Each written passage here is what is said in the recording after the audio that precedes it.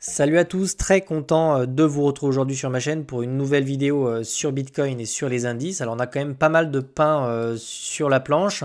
On a des choses à voir du côté des indices, on a des choses à voir du côté de Bitcoin. On doit regarder un petit peu les métriques parce qu'il se passe aussi pas mal de choses au niveau des inflows. Donc on va observer tout ça. On va rentrer après dans le détail de la pattern H4 pour regarder un petit peu les niveaux qu'il faut surveiller. C'est un petit peu tendu sur les indices, donc ça aussi on va l'aborder. Si tu suis mes vidéos régulièrement, tu sais que je suis plutôt partisan d'un biais plutôt baissier fin juillet, début août, parce que la saisonnalité nous pousse quand même à devoir être prudent sur les niveaux actuels, puisqu'on est quand même sur des ATH quasiment de partout. Donc avant de rentrer dans le détail de tout ça, je te parle très rapidement de BitLearn, parce que j'ai mis une promotion. Je sais que vous êtes nombreux à chaque fois à nous rejoindre quand il y en a une, donc j'en profite pour vous en parler. Donc BitLearn, c'est vraiment une plateforme qui vous permet en fait de vous former principalement à l'analyse technique avec différents parcours, que ce soit en macroéconomie ou directement en analyse technique avec TradingView, etc. Donc vraiment, tu as tout un parcours que tu peux déjà consulter avec des vidéos qui sont gratuites. Ça te permet comme ça de tester la plateforme. Tu cliques sur les vidéos où c'est écrit free, puis tu peux déjà lancer du contenu. Tu as les insights aussi qui permettent comme ça de pratiquer. C'était quelque chose que je voulais faire. J'ai créé ce projet-là pour essayer de vous pousser à pratiquer et non pas simplement à regarder des vidéos parce que c'est difficile d'apprendre si on ne pratique pas. Et sache que si tu rejoins BitLearn, tu as donc l'accès au Discord et tu as l'accès aussi au site de développement, donc qui est en cours de programmation et qui te permet en fait déjà d'avoir ce qu'on appelle le social network qui sera bientôt complètement implémenté dans BitLearn. Donc tu vois, par exemple, tu as Buggy, tu peux cliquer sur son profil, tu peux voir par exemple ses journaux, donc petite pensée à Buggy, hein, je montre ton travail.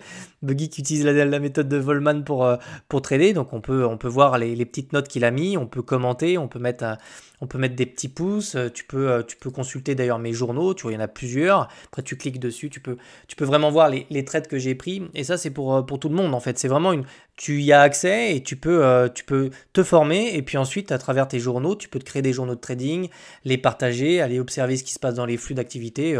C'est vraiment une plateforme d'échange communautaire qui te permet comme ça d'aller voir, par exemple, aller voir Poupy. Tu cliques sur ses journaux, tu vois tout le travail qu'a fait Poupy. Tu peux cliquer sur son journal et c'est une plateforme qui va continuer à évoluer. Et ça, c'est de façon illimitée. C'est-à-dire que tu payes une fois, il n'y a pas d'abonnement ou quoi que ce soit. Tu as accès aux journaux de trading pour t'améliorer, pour trader, etc.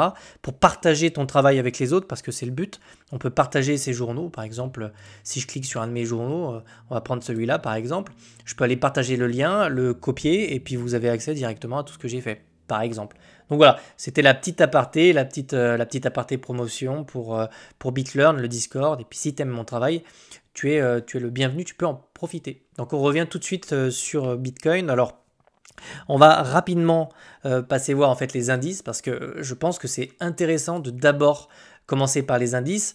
Je vous ai déjà parlé, alors il y avait deux zones extrêmement importantes sur les indices à surveiller. C'était la résistance qui se situait là. Et il y avait forcément l'ATH qui se situe là. Donc là, on est vraiment venu chercher l'ATH. Donc c'est souvent Vous savez, on dit souvent qu'au-dessus d'une résistance, c'est là qu'on prend des positions courtes. Et en dessous des supports, c'est là qu'on prend des positions plutôt longues. Et là, on est vraiment au-dessus d'une résistance. C'est là qu'il faut commencer à se méfier. Non seulement on est au-dessus d'une résistance, mais on tire un petit peu ici avec une divergence qui est plutôt baissière. Donc ça nous montre qu'en fait, on a simplement des prises de profit sur toute cette ascension. N'oubliez pas non plus que depuis le bottom ici, on est sur une performance qui reste quand même très élevée, 30% sur le S&P 500. Je vous assure qu'on fait pas qu'on fait pas ça tous les ans. Donc c'est normal qu'à l'approche de l'été, là où les traders ne peuvent plus forcément couvrir leurs positions, etc., ou même les investisseurs prennent des profits pour être tranquilles. En général, on a vraiment une reprise des marchés vers septembre, voire carrément début octobre. Donc j'ai toujours cette fenêtre de tir dans l'esprit. On voit que globalement l'an dernier, sur les mêmes niveaux là, sur les niveaux actuels, en termes d'intervalle de temps, on a vraiment eu de corrections. En fait, les 2 dernières années, on a eu des corrections et en général, les étés, c'est plutôt calme, hein. Donc après une performance assez forte comme ça, il y a de grandes chances qu'on revienne en fait chercher ici la zone négative sur MACD et peut-être qu'on peut revenir chercher soit le trait immonde, soit le support qui est ici pour se poser dessus, soit on pourrait aller chasser en fait sous les différents niveaux clés. Quoi qu'il en soit, je vais être complètement transparent avec toi. si on devait vraiment, vraiment corriger de façon sérieuse et profonde, je pense que ce niveau-là, là, le niveau autour des 5777 points, me paraît être un niveau de rebond important. C'est-à-dire que j'aimerais vraiment pas voir le prix repasser dessous. On est vraiment sur une moyenne mobile. Donc la moyenne mobile, tu sais, si tu as suivi le parcours en analyse technique sur BitLearn, que la moyenne mobile 200 sert de support. C'est-à-dire que si tu regardes un petit peu ce qui s'est passé, tu peux te servir de tout ça sur Bitcoin, hein. C'est exactement la même chose. Du moment qu'on est repassé au-dessus de la moyenne mobile, elle a vraiment servi ici, tu vois, de support. Tu vois, on passe vraiment pas dessous. On la tient et jusqu'à ce qu'en fait on passe dessous. Et là, ici, tu vois, on est vraiment repassé au-dessus. Donc cette moyenne mobile, elle peut et elle doit servir de support si on veut voir une fin d'année très explosive. Donc avec un septembre, octobre, novembre, décembre très haussier. Donc corriger ce mouvement-là me paraît être une option sérieuse sur les indices qu'on va continuer d'observer dans les prochains jours. On voit vraiment ici la temporalité qui fait que ça peut nous ramener quasiment jusqu'à septembre-octobre. C'est exactement la même chose en fait sur le Nasdaq. Je pense que tous les ETF comme ça, enfin les gros ETF sont à peu près dans la même configuration. On voit qu'on vient faire, en fait, on vient vraiment faire un nouveau sommet dans la difficulté, c'est-à-dire avec peu de volume. C'est vraiment ce qu'on est en train de voir ici. Donc en général, les divergences comme ça, à minima, on a quand même des corrections. Ce qui se voit sur nos indicateurs, ça finit par se voir à un moment donné sur le prix. Ça, je vous le répète, je vous le répète bien souvent. La grande question, et celle que tu te poses, c'est quid de BTC? Est-ce qu'une correction sur les marchés, ça peut impacter BTC? Oui, évidemment, ça peut impacter BTC. Est-ce que ça peut l'impacter dans la même grandeur, la même profondeur? C'est pas sûr. On a vu les derniers mois qu'on avait un BTC qui était quand même nettement plus résilient. Enfin, on a eu un BTC qui était plutôt résilient à certains niveaux. Donc ici, ce qu'on va observer, c'est les différents niveaux clés ici sur Bitcoin. Donc on va commencer à faire l'analyse technique de Bitcoin. On va aller voir les métriques qui sont quand même des bonnes métriques. Alors on va peut-être commencer tout de suite par les métriques. Comme ça, tu seras tout de suite rassuré. Globalement, sur le temps long, j'ai tendance à penser que tout va bien. En fait, on a quand même des inflows qui sont importants sur Bitcoin. Mais attention, là aussi, je vous vois venir. C'est pas parce qu'on a des inflows sur BTC qu'on peut pas avoir une correction ou qu'on peut pas avoir des retracements. Vous voyez, ici, on était sur un ATH, on était vraiment venu chercher des inflows qui étaient extrêmement positifs. On a quand même eu une période de drawdown avec une correction qui nous a emmené je crois que c'était de 112 000, donc c'était autour d'ici, là, on était à 109 000.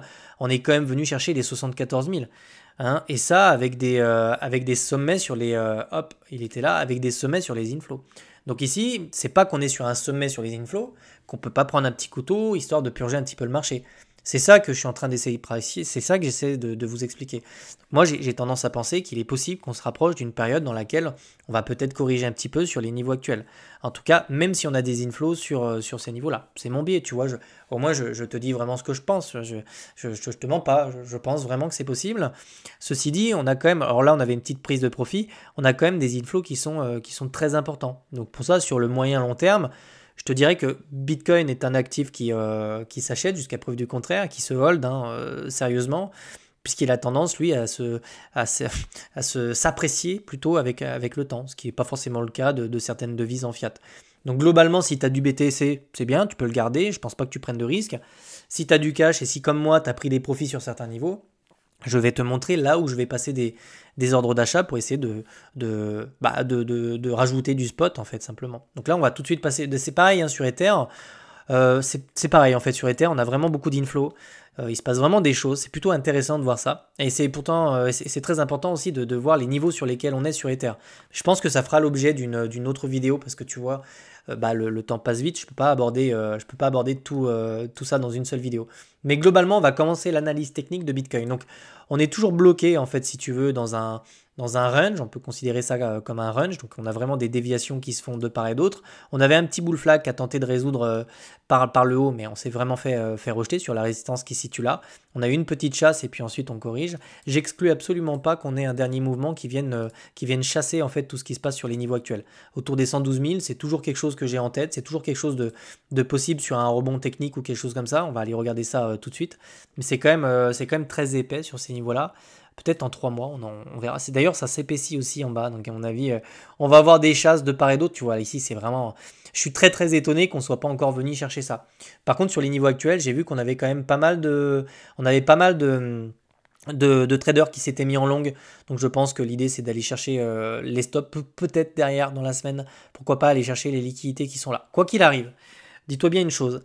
Je pense que ces liquidités, on peut venir les chercher très rapidement. Sur une mèche, on peut venir les chercher sur une espèce de quiz.